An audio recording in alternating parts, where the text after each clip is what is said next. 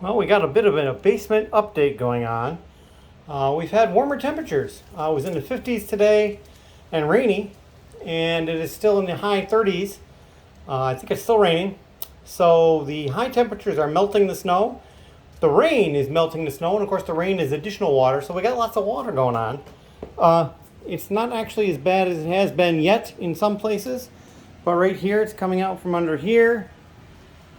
I'm going to step over this tote carefully. It's definitely all in this area, which is where the furnace is. It's underneath where the half bath is, and it's got some area over here. You can see along this back wall. Now, I've been contacted to start some work in the basement, and I'm kind of excited. They want to do the shoring up of the back wall first, which I'm concerned that all this water could cause a problem with that. There is additional water over here. I mean, I'm stepping in nothing right now, but then there's a trail of water here, and then more over here, which is going underneath these totes that were just moved. We moved all these totes from this wall yesterday, I think it was, maybe the day before, to make room for the machine that comes down that they use to drive the rods through the ground to shore up the back wall. They're going to have to cut some holes in this wall here to do that, and that's fine. We'll deal with it. We've also got some water through here that's going down to the floor here and then over here. So it's not too far, but it is hitting my floater units, so that's not pleasant. Yeah. So I was concerned that they are going to have too much water to do that work.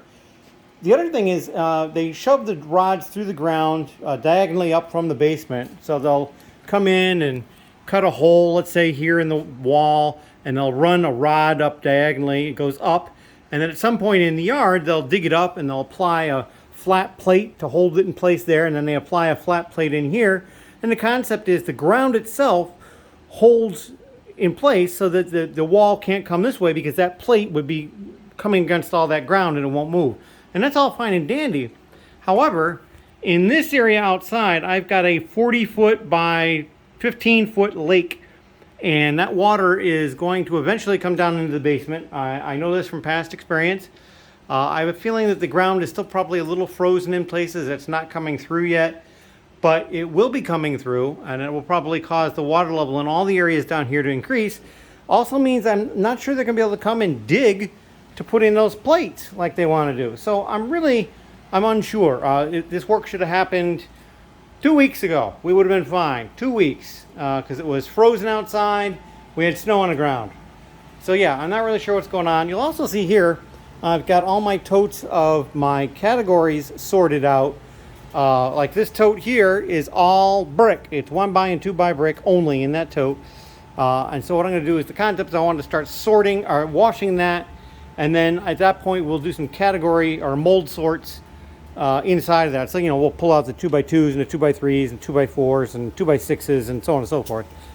But yeah, we're kind of on hold for that probably because of this situation. We'll just have to go forward and see what the situation actually is. But it's not going to be pleasant, I don't think. I also realize I've been filming this in shorts mode, but we're over 3.5 minutes now, so it's not going to be a short. But that's the way it rolls. So yeah, that's the basement update. If you've got any questions or comments, please leave them down below. Thank you very much.